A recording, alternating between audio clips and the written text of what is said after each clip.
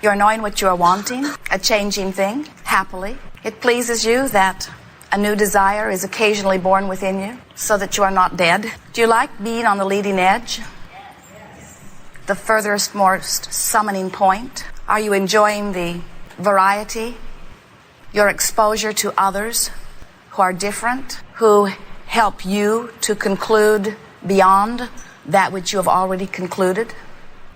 You enjoying a new insight, a new desire, even coming to enjoy the eternally incomplete nature of your being? Yes, the answer is yes. That's the most important question that will ever be put to you, really. Because when you stand in your now, aware that there is something new that has just been hatched within you that you would like to experience, but you're not yet a vibrational match to it, so you are not yet experiencing it fully. It's still a dream or an idea. And you are so knowing of the way the laws of the universe work, and so knowing from your past experience that when you ask, it is given, and so it's just a matter of time. And so aware that it's only about modulating your own energy, finding the perfect balance between your desire and your allowing. When that happens to you, then you are standing in the place you planned from your non-physical perspective. You knew that when you ask that it would be given, and you knew that the variety that surrounded you would help you to ask. And you knew that in the moment that you ask, that source would answer, that circumstances and events would begin aligning for you. And you knew that the asking was an important part of the expansion of the universe and of the creation of your life. And you knew that you would have to become vibrationally compliant with your own desire. In other words, you knew that you couldn't want something that you didn't believe. You knew that you couldn't have a part of your vibration wanting, but a part of your vibration doubting. You knew that that misalignment within you would cause enough resistance that it would keep you from your own desire. You knew all of that. And still you said, this contrast is so emphatically important to my birthing of a new idea that I am certainly in favor of the variety which will give birth to the new idea. And you knew that you would have to, once you birthed the idea, find a way to bring yourself into harmony with it. So as we begin speaking to you through this format about the science of deliberate creation, science because it is eternally evolving, we talk to you about directing your thought. We talk to you about identifying your desire. We talk to you about using your comparative experience in order to choose. We talk to you about becoming aware of what you want. We talk to you about deliberately wanting, deliberately guiding your thought. We talk to you about what we are now calling step one, which is the asking part. Ask and ask and ask and ask and get clearer and clearer about what you are asking for. And then we began putting emphasis on step three. What happened to step two, you ask? Step two is not your work. Step one is you ask. Step two is source answers. Step three is your work. You let it in. So we've encouraged you about step one. We've encouraged you to think about what you're doing. We've encouraged you to set your goals. We've encouraged you to identify what you want. We've encouraged you to collect data. We've encouraged you to write it down. We've encouraged you to script it in detail. We've encouraged you to get as clear as you can be about what you want. And now we are encouraging you to understand that once you have asked, that your work about the asking is done, and once you have asked, then relative to anything you are asking for, it's time for you to go past step two to step three. In other words, you don't have to keep asking. Now, you can keep amending, you can keep adding to what you want, you can continue to clarify, because Source never tires of hearing and never tires of answering. But for your own ability to receive, you have to stop asking where it is. You have to stop asking as if somebody needs to hear it one more time, and start trusting or believing or expecting or allowing it to come. That's where people come to say, let go and let God. And you say, well, how do I be a deliberate creator and let go and let God? And we say, the let go and let God is in the Stage 3. That's where you relax and trust that what you're asking for has been answered. So if we were standing in your physical shoes, the way we would experience this delicious leading edge time-space reality is we would ask and then we would work to find comfort in statements about that. In other words, when you ask for something and you feel ease whenever you think about it, then you are asking and you are allowing, and everything is in alignment and it is unfolding for you. But sometimes we see you asking for things that you want to come to you that seem stubbornly not willing, or we see you wanting to get rid of things that seem stubbornly attached to you, and we see you asking and asking and asking and asking, but not getting into the allowing place. And so what we're really wanting you to begin to feel as hands-on deliberate creators is how to ask and how far to go in the asking before you start working on the allowing, and then how far to go in the allowing before you start working on the asking. In other words, is this constant balance between getting clear about what you want and then letting it be, getting clear about what you want and then letting it be, getting clear about what you want and then letting it be. Nothing will ever stand still and nothing will ever be complete. And so until you get comfortable with that dance, you're not going to be happy in your body. You're not going to be happy in this time-space reality. You're not going to be happy wanting things that haven't happened yet. And you're not going to feel comfortable in just sitting back and letting God do what you think you should do. In other words, you are creators. You like to create. You like to get your hands in the clay. You like to be active in molding your life experience. But sometimes you ask without letting it in, and then you get frustrated. You ask and you don't believe. You need and then you don't expect. And when you do that, you feel horrible to ask for something and summon that powerful source energy through you, and then to hold thoughts that contradict it puts you in a very uncomfortable place. And then you say, oh, it must not be appropriate for me to want, because when I stop wanting, as if you could, when I stop fanning the flames of this desire, I feel better.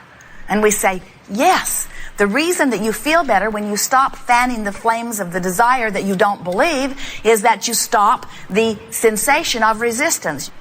And we want so much for you to come to realize that you've set up the resistance. You're the only one who can hinder you in any way. You can blame it on somebody else.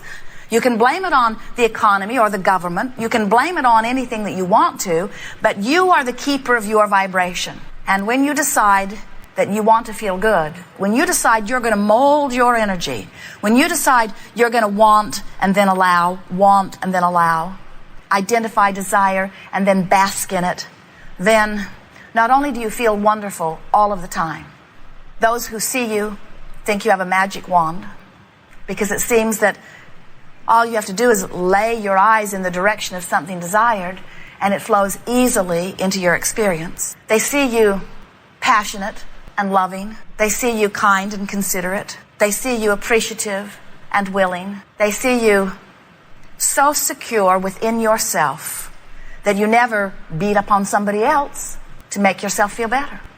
They see you complete and whole. They see you feeling good. They see you full of you. It's so good to be full of you. When you're full of you, you're like the children who cannot get enough of whatever they're involved in. You're like the child who seems tireless, doesn't need to sleep, wants to play one more time. So what are we talking about here? Are we teaching the science of deliberate creation, which means think about what you want? Or are we teaching the art of allowing, which means pet your cat and don't think about what you want? We're teaching whatever it takes for you to feel good. And for every one of you, it will be a different recipe in different moments. Because sometimes you want something so badly you can taste it. What's that tell you? You're full of resistance.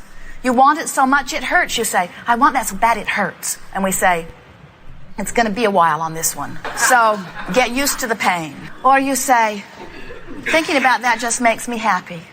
And we say, then it's on its way, if not already here. When you say, I've wanted this for so long, I can't remember not wanting this. We say, it's going to be a while. When you say, that's a good idea, bam, manifestation. When you say, wouldn't it be nice if, bam, it's right there. When you say, you know what I really like about that? There it is, again and again. When you say, you know what I really don't like about that? There it is, again and again. In other words, you are the focuser. You get to point your attention in the direction of anything that you choose. And then you got to line up with it. That's all. So, if you're looking at something tragic and you feel horrible while you're looking at it, guess what? You're lined up. When you look at something not wanted like cancer and you feel horrible as you're looking at it, you're lined up with it. But an easier way to hear that is when you feel bad, you're not lined up with what you do want. In other words, we don't want you to begin to think that there is this source of good and this source of bad. And when you feel good, you're in alignment with the source of good. And when you feel bad, you're in alignment with the source of bad. Although it plays out exactly that way. What we would rather you understand is that there is a stream of well-being. And the better you feel, the more in alignment with it you are. And when you don't feel good, you are somehow doing that thing you do, which is keeping you from being a vibrational match to the well-being that is natural to you, that really is you. So why are you here? It seems like it should have been more. It seems like there should be more to it. It should be more complicated. After all, I've devoted thousands of lifetimes to this understanding. I'm on the leading edge of thought. I paid $150 to get here. Shouldn't there be more to this? And we say, oh, there's a lot more, but it all falls under the category of joy. It's all for joy. It's all for your exhilarating life experience. It's all for our joy. All of this exists so that you can continue to expand in joy. Did we say all of this exists so that you can joyfully expand?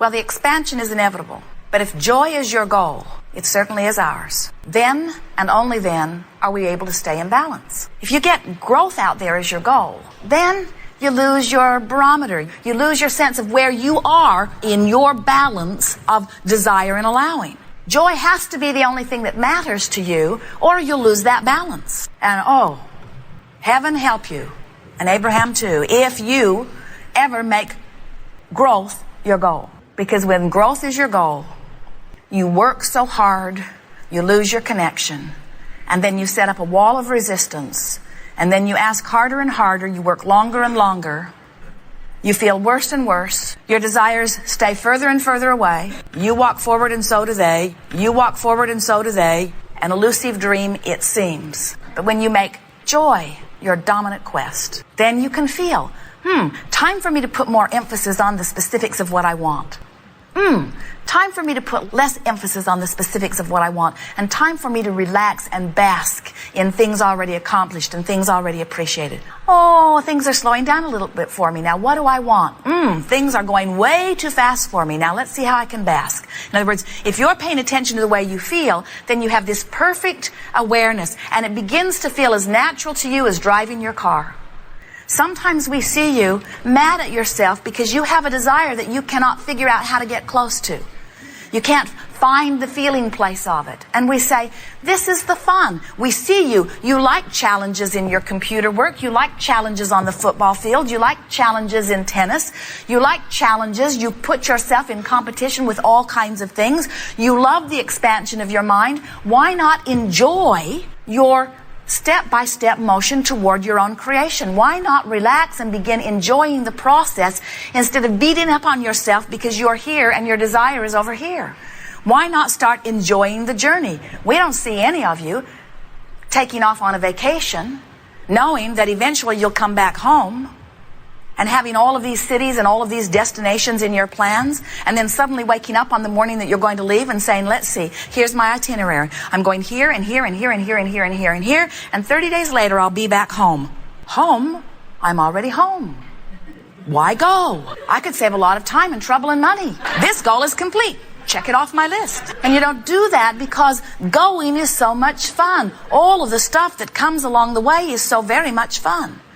And so that's the way each of your desires is to feel to you. That's what you planned. You didn't say, I'll go forth and instantly manifest. You said, I'll go forth and I'll get an idea and I'll line up with it, and all that is will assist, and I'll see progress which will give me greater clarity.